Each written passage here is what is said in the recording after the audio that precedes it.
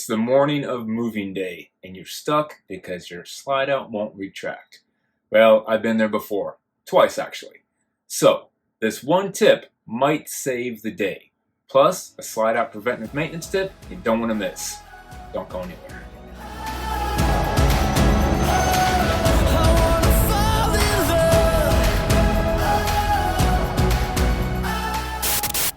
So if you're watching this right now, you might need your slide out problem fixed ASAP because it's moving day, the morning of, you're trying to hit the road and your slide out won't retract. Well, like I said, I've been there before, twice actually, so let's not waste any time and let's go ahead and get right into it. Now, if you're here for the slide out preventive maintenance tip, hold tight because we're going to talk about that at the end of the video, so don't go anywhere either. And if this video helps you out in any way, we'd appreciate it if you would subscribe to our channel because that helps us out. And this way, you guys also don't miss any more videos like this, which may help you out. Now in this video today, we're not going to be able to troubleshoot every single problem that you could be having. But let's go ahead and start off with just first of all, really quick identifying what type of slide out you're having an issue with and if this is the correct video for you guys to watch. There's three major types of slide outs. Number one is a cable driven slide out unit, usually lighter slides, lighter units. If this is what you're having problems with today, this isn't the video for you. I've never had one of those, not too sure how to troubleshoot those, so you just have to look elsewhere. Sorry about that. Number two, you have a Shcwintek slide. These are usually on fifth wheels. A lot of times the bedroom slide will be a Shcwintek slide. Also some travel trailers will have their main slide outs will be Shcwintek slides. And you can identify those right here. They look like this. They're going to have motors in them. They don't use hydraulics. And if this is the type of slide out that you are having problems with, well, I'm going to direct you over to this video right here because we've had a problem with our Shcwintek slide in the past, not retracting, and we had to troubleshoot it the morning of, get it fixed. And in that video, I walk through how to get the slide out back in so you can hit the road, and then how to fix it yourself and change out one of the motors in a Shcwintek slide. Number three, you have your standard rack and pinion slide out, which can either be hydraulic or electric. Today, we're going to talk about the hydraulic slide outs. That's the issue that we had another time, and I'm going to walk you through hopefully a quick fix that may get you back on the road. So the problem we had was, like most of you, we were ready to hit the road. Last thing we needed to do was bring in the hydraulic slide outs. As soon as we hit the button to bring them in, nothing was happening. The slide outs weren't moving. We got a problem. What? Slide out's not coming in. Great. I know. Trying to figure it out. Now, I could hear that we had power. I could hear the motor up in the front compartment trying to run and the pump actuator kicking on, but the slide outs weren't moving. So we had to do some quick troubleshooting and try to figure out what was going on so we could get on the road. So one of the first few things you want to check on is make sure you have power. Make sure your battery is good. If your battery is not fully charged or if your battery is low, if your battery is weak, that could be a number one issue. Next, you want to check your fuses up there and make sure you don't have any blown fuses. And this is kind of what I was going through. I mean, I knew we had power, I knew my battery was good, and we were still hooked up to 50 amp at the time, by the way, too. So through process of elimination, the next thing I was thinking about, well, it must be a problem with the hydraulics, maybe a hydraulic leak or what's going on. Now, the funny thing about this was I had just tested all the systems 2 days ago. So a good tip, if you guys are stationary for any extended period of time like we are sometimes, I try not to wait till the morning of to go ahead and put my slide outs into my jacks. I like to hook the truck up and go ahead and test everything about a day or two before. This way, if I do have a problem with the slide outs or the jacks, I have a few days to hopefully troubleshoot the problem, get it fixed, get the part I need, and solve the problem. So I did that, and 2 days before, I had exercised the slide outs, I had lubed everything up, I put the landing gear up, everything was working good. So it did come as quite a bit of a surprise that 2 days later when I was hitching up, that our slide outs were not going in. So here's what happened and here's how I figured it out. That day that I was testing everything out, when I raised my landing gear to check on my hydraulic jacks, I had removed our Anderson jack buckets that we use underneath our RV.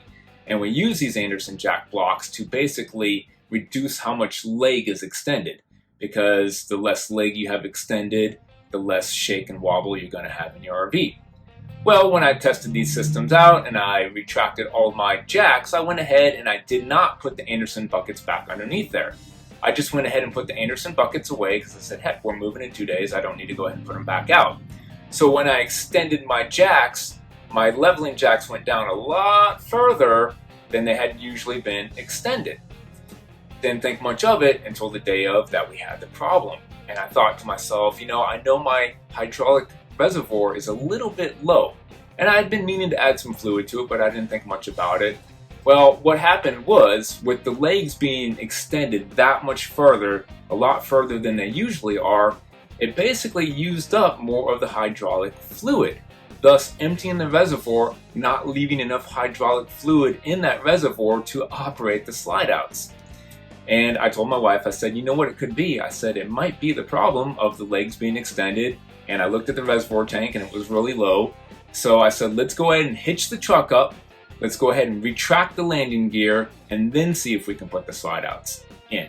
And that's exactly what we did. We went ahead and hitched the truck up like we normally would, and then we kept the slide outs extended, because we had to basically, they wouldn't go in, and we went ahead and retracted all the landing gear. And once we retracted that landing gear, it pushed all that hydraulic fluid back through the lines, back into the reservoir, and then as soon as I came inside and went ahead and tried to retract my slide outs, it worked no problem. There was now enough hydraulic fluid in that reservoir to go into the slide out lines to get those back in.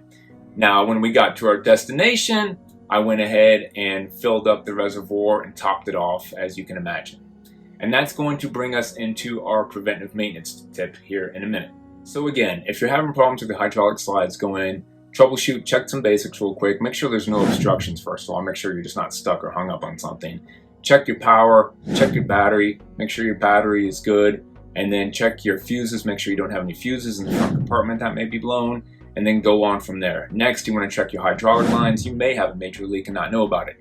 Check your reservoir, see how it looks. If you're having issues, go ahead and try hitching up, try retracting all the landing gear to push whatever fluid you can back into that reservoir tank, and then try to put your slide outs in.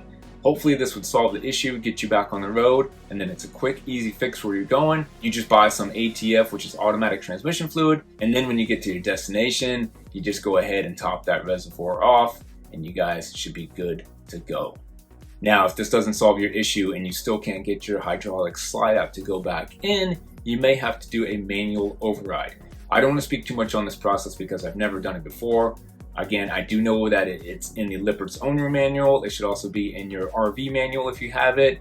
It's basically going to consist of just needing a drill, going in the front compartment. You should be able to find the motor. There should be a little tab that you need to pull up. It's going to have a left or right, depending on if you need to retract or extend. You should be able to use that drill, and you might have to open or close on some of these valves right here and shut off some of the hydraulic slides. Say if you have just one or two that need to go in and one's okay, you can manually operate and open and close these slides. I believe you can just use the drill then to open and close these, but don't quote me on that one. I haven't run into that problem yet, but if you are looking for a solution to just get on the road and you need to get going, you just want to get the slide outs in, do a little bit more research, and there is a way to manually override and get those slides in. So this goes hand in hand with the preventive maintenance tip, which is always once in a while check your hydraulic fluid reservoir and make sure it's topped off. Now you want to do this when everything is fully retracted. You want to check that reservoir when all your landing gear is up and all your slide outs are in. That's going to show you how much fluid you actually have in that tank. And that is also when you want to top it off. You do not want to add any fluid into that tank when you have everything extended, because then if you put too much fluid in the tank and you go ahead and retract everything, it's going to overflow and create quite a mess and a problem. Now it is recommended in our Grand Design Solitude Owner's Manual that every 36 months or so, you'd actually want to go ahead and remove all the old fluid and put all new fluid in there, which you would just need a simple pump, again, have everything retracted, pump everything out. You don't have to worry about what's in the lines, and then add fresh new fluid. And what you guys want to use is basically ATF, automatic transmission fluid, which you can find in any auto parts store, Walmart. You usually want to use a full synthetic or a synthetic blend. Usually what Lippert recommends is a Dexron 2, Dexron 3, or a Micron 5, or a blend of those types. Now most of these units are going to be pretty standard and have like a bright red fluid in there, which would be the ATF, the automatic transmission fluid. If you have a different color, it could be what's called like a AW32, an actual hydraulic fluid, and that may be like a light golden honey color. They don't recommend that you mix the two, so you would want to go and find that hydraulic fluid to actually add to it. I've read some forums where people have mixed them. It hasn't made a big deal. People have said they've been doing that for years. It really hasn't. But I think Lippert also recommends that you just kind of stick with whatever you have in there. More than likely, it's going to be red. It's just going to be an ATF, and you can just simply find it anywhere. Get your funnel, open your breather cap, add it to it, top it off, and you should be good to go. And then if you want, every few years or so, you can go ahead and pump all that fluid back out and add some new fluid in there. So this is just a quick, easy fix that may hopefully help some of you out. Get on the road if you're having an issue with your hydraulic slide retracting. Hopefully this will help you.